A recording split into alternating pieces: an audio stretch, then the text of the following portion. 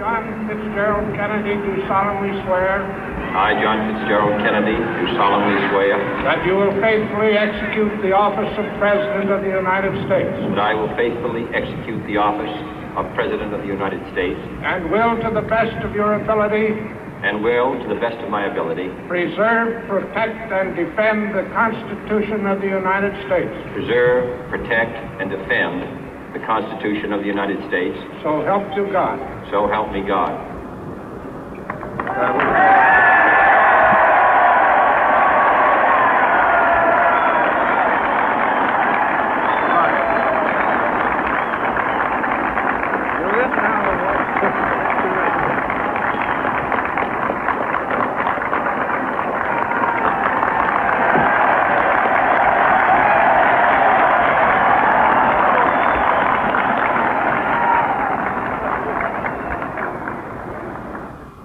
Vice President Johnson, Mr. Speaker, Mr. Chief Justice, President Eisenhower, Vice President Nixon, President Truman, Reverend clergy, fellow citizens.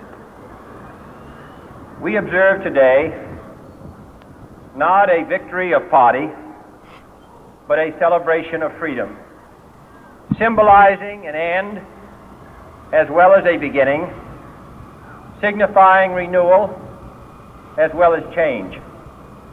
For I have sworn before you and Almighty God the same solemn oath our forebears prescribed nearly a century and 3/4 ago.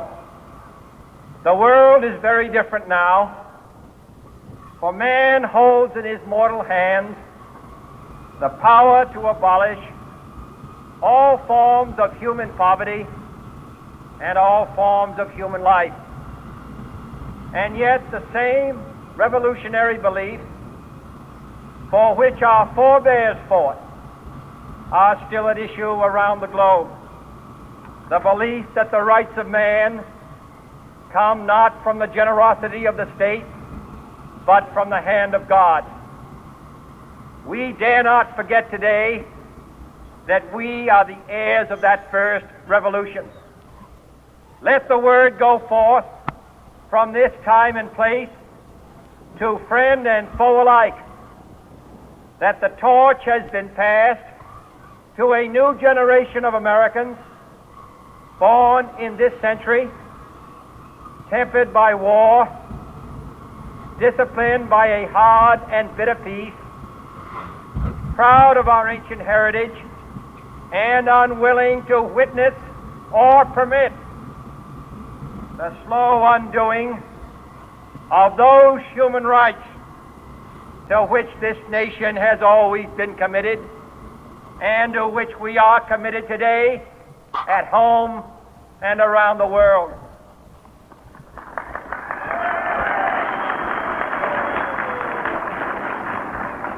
Let every nation know, whether it wishes us well or ill, that we shall pay any price, bear any burden, meet any hardship, support any friend, oppose any foe, to assure the survival and the success of liberty.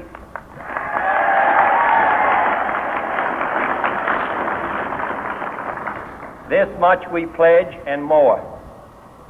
To those old allies whose cultural and spiritual origins we share, we pledge the loyalty of faithful friends. United, there is little we cannot do in a host of cooperative ventures. Divided, there is little we can do, for we dare not meet a powerful challenge at odds and split asunder. To those new states whom we welcome to the ranks of the free, we pledge our word that one form of colonial control shall not have passed away, merely to be replaced by a far more iron tyranny. We shall not always expect to find them supporting our view, but we shall always hope to find them strongly supporting their own freedom, and to remember that in the past, those who foolishly sought power by riding the back of the tiger ended up inside.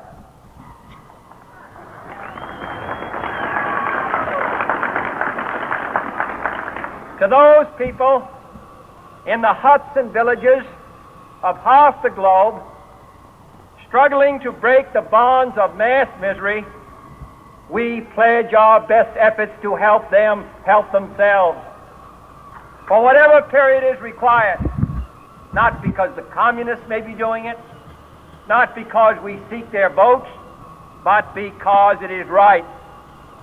If a free society cannot help the many who are poor, it cannot save the few who are rich.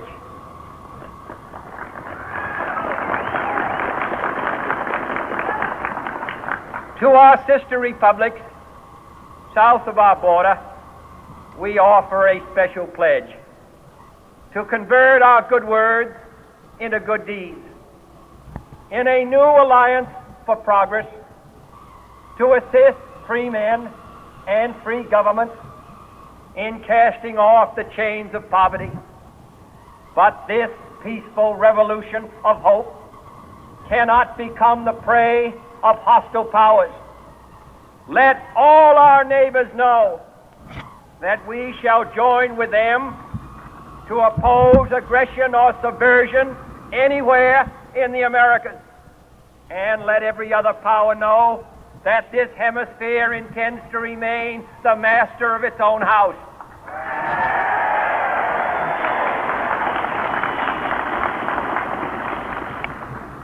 To that World Assembly of Sovereign States, the United Nations, our last best hope, in an age where the instruments of war have far outpaced the instruments of peace, we renew our pledge of support to prevent it from becoming merely a forum for invective, to strengthen its shield of the new and the weak, and to enlarge the area in which its writ may run.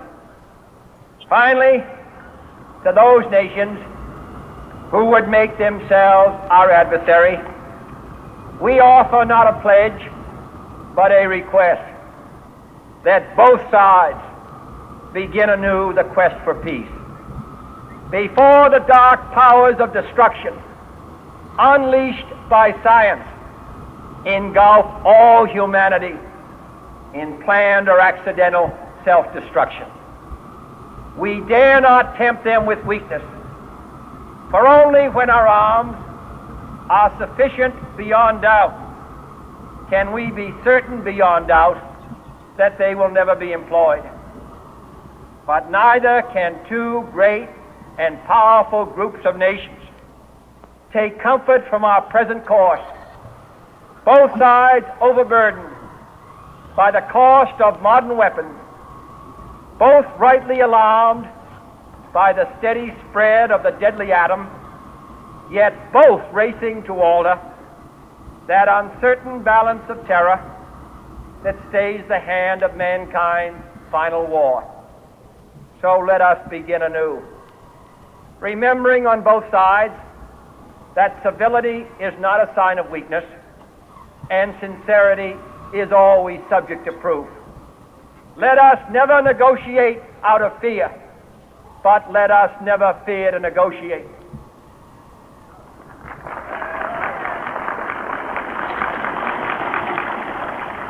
Let both sides explore what problems unite us, instead of belaboring those problems which divide us. Let both sides, for the first time, formulate serious and precise proposals for the inspection and control of arms, and bring the absolute power to destroy other nations under the absolute control of all nations.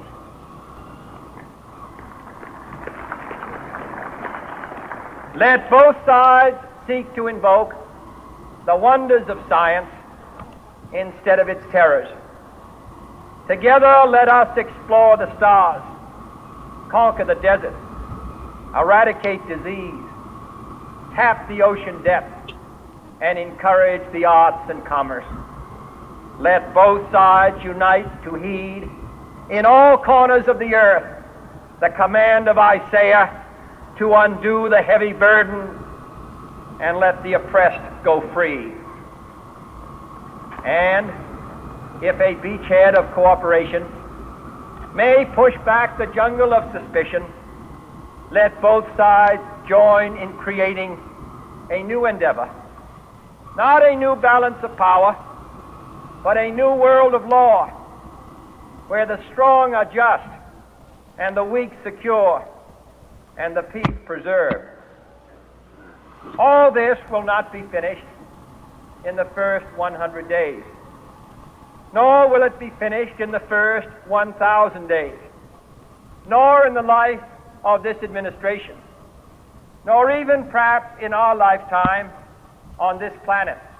But let us begin.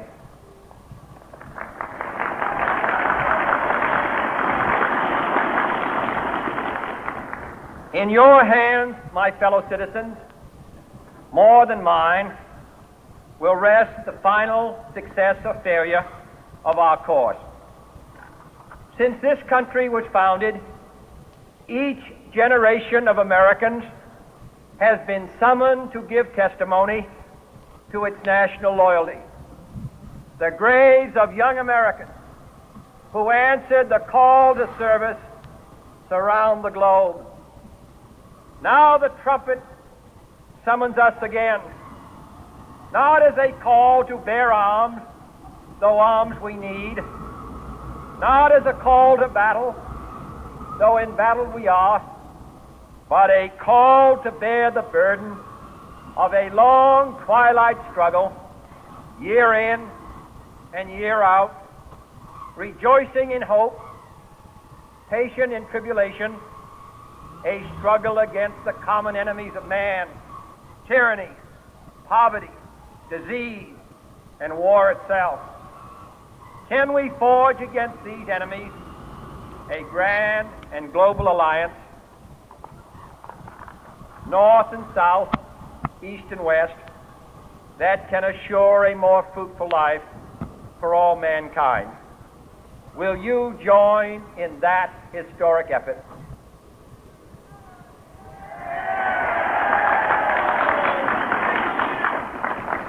In the long history of the world, only a few generations have been granted the role of defending freedom in its hour of maximum danger.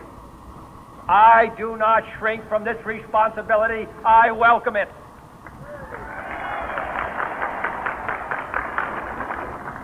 I do not believe that any of us would exchange places with any other people or any other generation.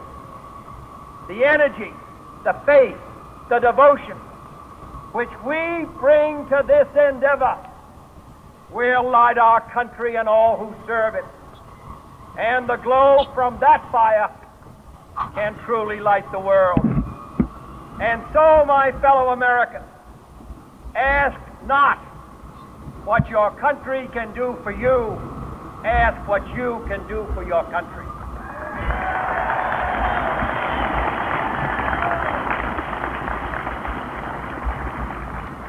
My fellow citizens of the world, ask not what America will do for you, but what together we can do for the freedom of man.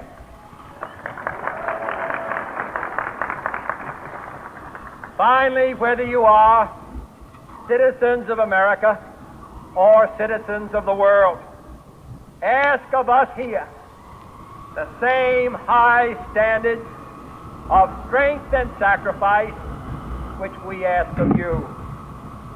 With a good conscience, our only sure reward, with history the final judge of our deeds, let us go forth to lead the land we love, asking His blessing and His help, but knowing that here on earth, God's work must truly be our own.